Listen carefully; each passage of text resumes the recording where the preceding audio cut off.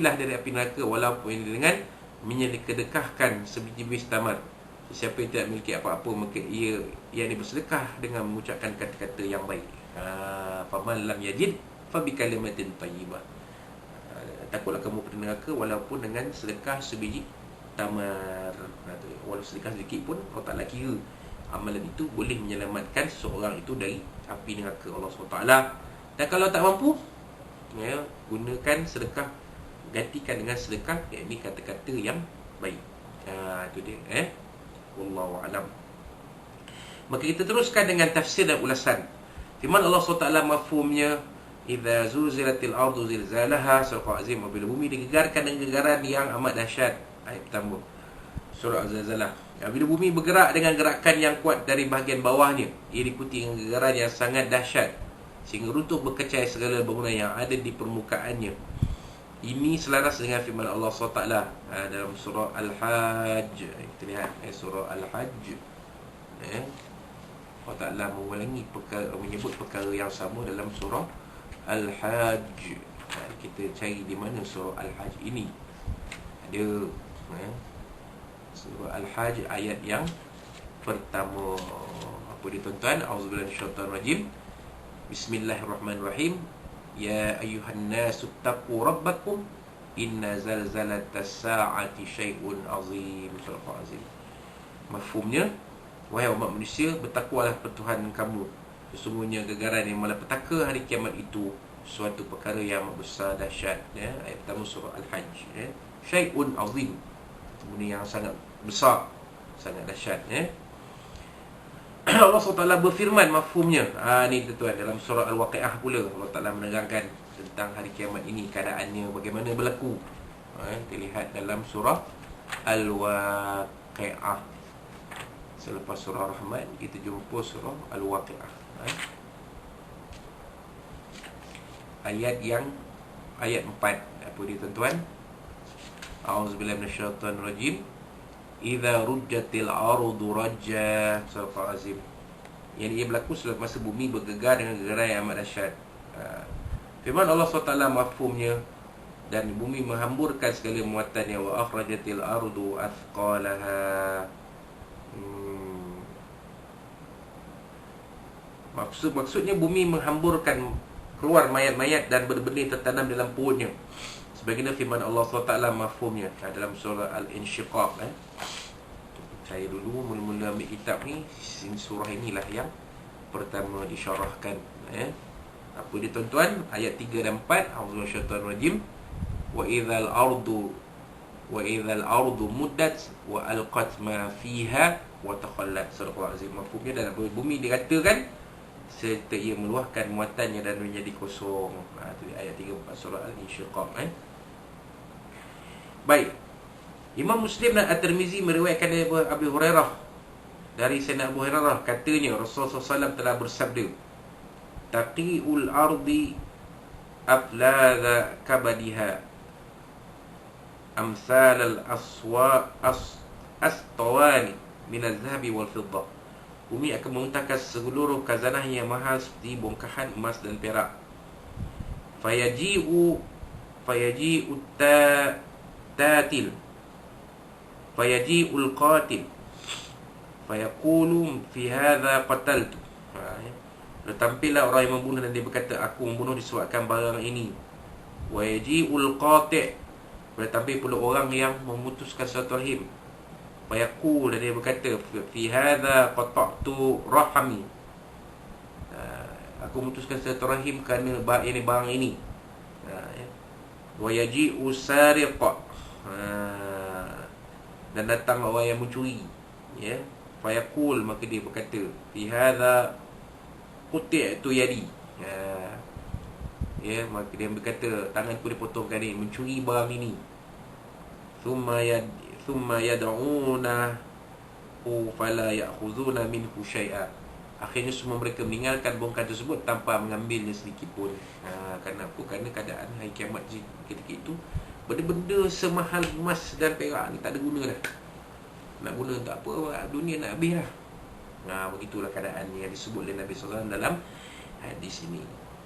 Mayat-mayat diluahkan dari perut bumi pada tiupan sangkakala kali kedua. Ya, kali pertama, sekali kali pertama sebagai memulakan proses berlakunya kiamat. Sekali kedua, menunjukkan bermulanya proses bermulanya alam akhirat, di mana manusia dikeluarkan dari perut bumi semuanya. Firman Allah SWT mafhumnya, wa qala al-insanu ma laha. Dan ini ketika itu manusia bertanya-tanya, gerangan apakah yang menimpa bumi?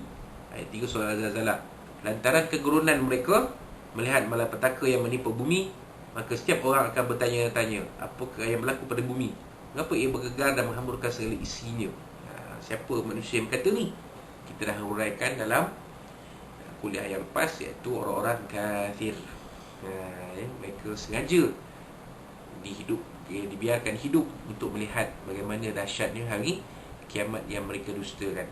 Adapun orang beriman, tidak ditunjukkan oleh Allah SWT dahsyatnya hari kiamat itu, kerana mereka dah beriman dengan hari kiamat ni. Tak perlu Allah Ta'ala tunjuk lah. Mereka akan dimatikan terlebih dahulu oleh Allah Subhanahu Wa Ta'ala. Firman Allah SWT mafhunya, ya yauma idzin tuhaddithu akhbaraha, surah Azim. Pada hari itu bumi menampilkan cerita beritanya. Ayat 4. Dalam saat kekecauan tersebut dan ketika berlakunya malapetaka gempa ini, bumi ini seolah-olah menyatakan secara realistik akan sebab malapetaka tersebut. Ia memberitahu tentang kebaikan dan kejahatan yang telah dilakukan di atas permukaannya. Allah SWT menjadikan bumi boleh bertutur, menjadi saksi ke atas para hamba-Nya. Ibn Abbas radhiyallahu berkata, Allah Ta'ala berfirman kepada bumi, katakan, lalu bumi pun boleh bertutur. Begitulah keadaannya. Macam mana rupanya kita takkan tahu. Kita tidak akan tahu. Kita orang beriman tidak akan tahu, tidak akan nampak. Yang nampak semua ni adalah orang-orang kafir yang melihat bumi itu boleh berkata-kata. Imam Ahmad, Imam At-Tirmizi dan Imam An-Nasa'i, ini lafaz hadis ni adalah yang menurut periwayatan Imam At-Tirmizi dari Abu Hurairah, katanya, pada suatu hari Rasulullah SAW membaca ayat yauma idzin tuhaddithu akhbaraha. Kemudian baginda bersabda, adakah kamu tahu apakah citra berita bumi? Mereka berkata, Allah dan Rasulnya lebih mengetahui. Sabda baginda, cerita beritanya ialah kesaksiannya ke atas setiap orang lelaki dan perempuan terhadap segala perbuatan yang dilakukan di atas permukaannya. Ia berkata, si fulan telah melakukan sekian-sekian pada hari sekian-sekian. Itulah maksud akhbarnya. Itulah yang dimaksud akhbarnya. Gitulah. Wallahu a'lam. Itulah cerita berita yang dikatakan dalam ayat yauma idzin tuhaddithu akhbaraha. Bumi menceritakan cerita beritanya. Itu maksud dia. Imam At-Tabari berkata, pernyataan ini adalah simbolik. Maksud sebenarnya bumi bertutur berdasarkan lisanul hal, yakni realiti, bukannya dengan pertuturan lidah. Wallahu a'lam. Ini pendapat Imam At-Tabrani, Imam At-Tabari, Imam At-Tabari, seorang ulama tafsir, yang juga pakar sejarah Nabi SAW. Beliau ni mengarang kitab tafsir At-Tabari dan juga kitab Tarikh At-Tabari. Beza kan dengan At-Tabrani. At-Tabrani itu imam hadis. At-Tabari lain, ulama tafsir, imam tafsir, imam ilmu tafsir dan ilmu sejarah. Wallahu a'lam. Bila Allah SWT menjelaskan tentang punca atau sebab berlakunya peristiwa ini, firman Allah SWT mafhumnya, bi anna rabbaka auhalaha, surah Azim, bahawa Tuhanmu telah mentakdirkan malapetaka yang ini malapetaka ini baginya. Ayat 5. Bumi menjelaskan bahawa malapetaka gempa adalah menurut arahan wahyu Allah, dan Allah mengizinkannya bertutur dan menjadi saksi. Firmannya auhalaha bermaksud Allah Ta'ala mengizinkan ketentuan berkenaan dan memerintahkan perkara itu terjadi. Allah SWT mewahyukan kepadanya, bermaksud Allah Ta'ala memberikan aspirasi kepadanya. Yang mana Allah Ta'ala mengizinkan bumi menyatakan kepada manusia yang kafir-kafir ni, kenapa terjadinya keadaan seperti itu sekarang, pada waktu itu. Apa sebab jadi macam tu? Bumi seolah nak beritahu, aku ni dah tak lama dah. Ya, segala perbuatan kamu yang kamu buat di atas